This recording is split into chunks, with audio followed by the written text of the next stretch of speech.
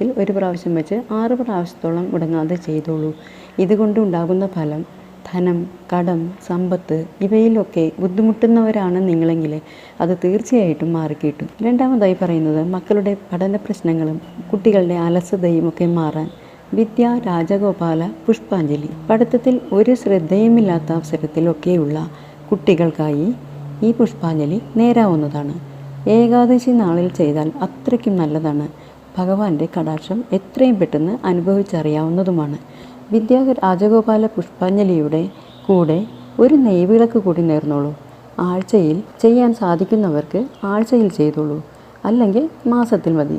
അത്രയ്ക്കും കേമമാണ് ഈ വഴിപാട് കൊണ്ടുള്ള നേട്ടം. മൂന്നാമതായി പറയുന്നത് സഹസ്രനാമ പുഷ്പാഞ്ജലി.